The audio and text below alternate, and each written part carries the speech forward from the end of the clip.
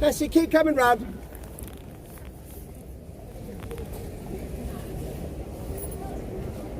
Okay, we're up here now on Tower Green. Now this is the village green to the Tower of London. And like most village greens, that's got a nice little duck pond, a nice little cricket field. We got something rather unique in our village green, our very own execution site. That paved area there behind me with a glass memorial. 6 people were executed up and around here on Tower Green, 3 of which were Queens of England. But before I tell you about them, what I'm going to do is explain all the buildings that surround Tower Green, so after the tour you can go on your merry way, visit these places. It gives you a good understanding why they were there, who was in them, so on and so forth.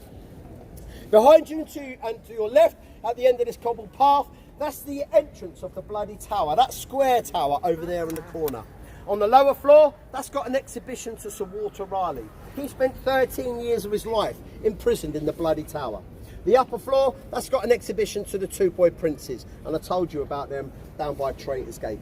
Moving further right, we've got this large black and white perfectly preserved Tudor building in the corner. Now that's the front of the Queen's house. As I've already said, this is no longer a royal residence, but it is a royal palace. To that end, it gets a royal guard. So outside you can see 1 guard just outside the Queen's house, and we have another 2 guards over here. Now these are actual soldiers in Her Majesty's British Army. These are Grenadier Guards. They're not actors or men in costumes or anything like that. These are actual soldiers of Her Majesty's British Army. The Queen's house now, that's the private residence of the Constable of the Tower, the ex-general, the Lord Horton, his wife and family. He's the Queen's representative here at the Tower of London in the absence of the Queen. The Queen's house, that was used as a prison inside a much larger prison. Queen Catherine Howard, she was held in there the nights before her execution. Other famous prisoners include William Penn for his offensive writings against the King. He was released on the understanding that he left the country, so he made his way across the Atlantic and he's found in Pennsylvania. Other famous names include the Marquis of Tullibardine, the Lord Lovat, Lord Kilmarnock, amongst many, many more. But most recently, Rudolf Hess, the deputy leader to Nazi Germany, he was held in the Queen's house for 3 days in 1941. But because of the extensive bombing of London, especially the blitzing on East London and the Docklands in particular, he was shifted out to the countryside for his own safety. The tower did come under attack during the Second World War. One evening, a German bomber came across, he'd missed his target. He came around to regain his track. By now, he was even further off target. He jettisoned 3 bombs. The first one landed in the moat by the West Gate, where you entered into the tower today.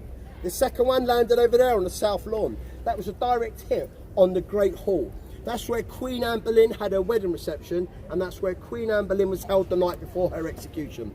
You cannot see it from here, but on the other side of the White Tower, I love it when people turn around. You cannot see it from here, but there's the old hospital block. The bricks on the left-hand side are newer than the bricks on the right. That's where it was rebuilt after the Second World War. The buildings either side of the Queen's house, you can see over there, with the light blue and the green doors, they now serve as accommodation for some of my Yeoman Warder colleagues. Me, I'm privileged enough to live over there in that middle flat overlooking Tower Green. Nailed it.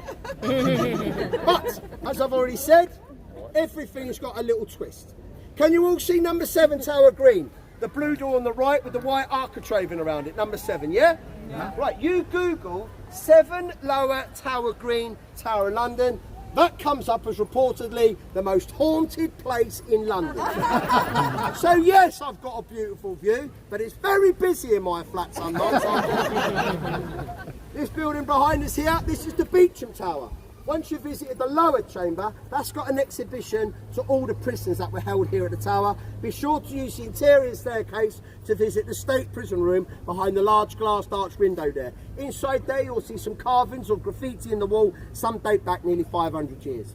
The blue door that's directly behind me, that's the private residence of the Tower Doctor. Next door to him is the Tower Chaplain. Now the Tower Chaplain is the luckiest man in London. He works 1 day a week on a Sunday, and that's his commute to work right there.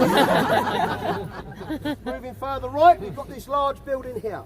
This is the Waterloo block. This stands on the site of the Grand Storehouse that burnt down in a fire in 1841. This building was erected in 1845 and was a garrison to over 1,000 soldiers based here at the tower. It is now the home of the new Jewel House. I'm going to say that again just to make sure you all heard it. That is now the home of the new jewel house. Thank you, thank you. Just the new jewel. Just the new jewel house. Can everybody see that big large golden clock? Yeah. Underneath that big large golden clock are two big large doors. Above these two big large doors are two big large words. And they merely say, Crown Jewels. See where I'm going with this, yeah? If I had 1 penny for every time I was asked where the Crown Jewels were, I would most probably be the richest man in London today. Right over there! On the far side, that's the museum to the Royal Regiment of Fusiliers. That's an old infantry regiment that was established here at the Tower in 1685. Ladies and gents, everywhere I've pointed out has been historical. We are surrounded by history. If you were once part of this great Commonwealth, I hear a resounding hurrah! Hurrah! This is all your history, every bit of it.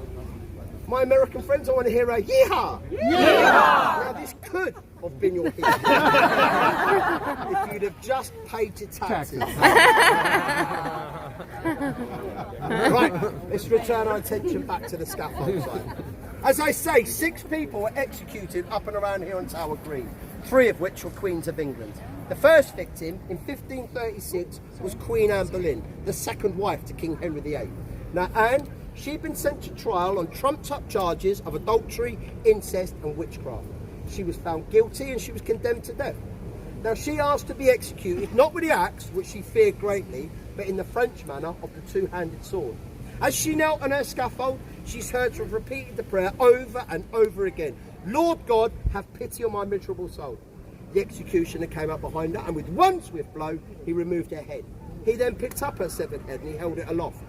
And it's written down from the recordings of the procedures taking place on that exact day that as he held her head aloft, her eyes moved around the crowd that had gathered to witness her execution and her lips still moved, repeating that prayer for up to 17 seconds after it had been removed. 5 years later, in 1541, it was the turn of Margaret Pole. Now this poor woman, she committed no crime, nor has she afforded the luxury of a trial. She, however, was the mother of Cardinal Reginald Pole. But he was safe in Rome preaching about the king. The king would so dearly love to have got his hands on the son. As he couldn't, he executed the mother instead. This poor 70-year-old woman, who was the last of the Plantagenet family, refused to lay her neck on the block, saying that is for traitors, and I am not a traitor. So the executioner literally hacked her to death where she stood. The following year, in 1542, the axe unusually fell twice on the same day, but on Queen Catherine Howard, the 5th wife to Henry VIII, and her lady-in-waiting. Now Catherine, she'd been sent to trial because of her associations with gentlemen both before and during her marriage to Henry. But it was her affair with a man named Thomas Culpeper that was to be her downfall.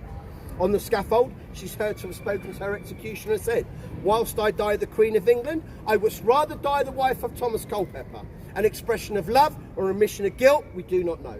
Immediately afterwards, her lady-in-waiting, Jane Boleyn, the sister-in-law to Queen Anne Boleyn, she was executed because allegedly she knew of her mistress's affairs, but she'd failed to tell the king. It would be 12 years before the axe was to fall again. This time on the young, innocent, 16-year-old, uncrowned queen of just only 9 days, Lady Jane Grey.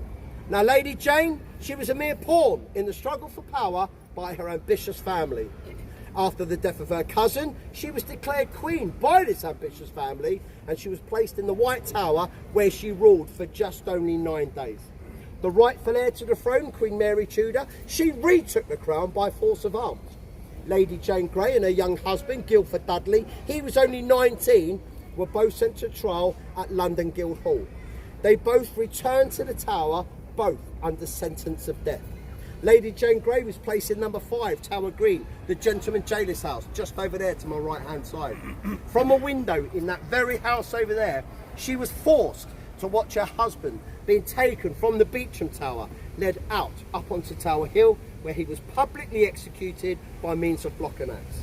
She then had to witness his headless corpse being brought back into the Tower and quickly buried in an unmarked grave in the Chapel Royal of St Peter ad Vincula.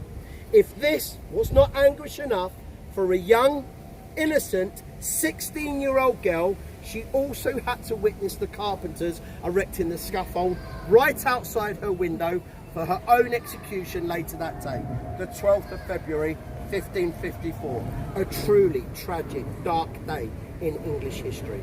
Those are more poorer unfortunates then would have made their way into the beautiful chapel order St Peter the Vincula, which is Latin for St Peter in Chains. After Westminster Abbey and St Paul's Cathedral, this small chapel here must be one of the most important burial places in the land. We all know something of the pomp and dignity of the famous people buried in those two great churches, but this small chapel here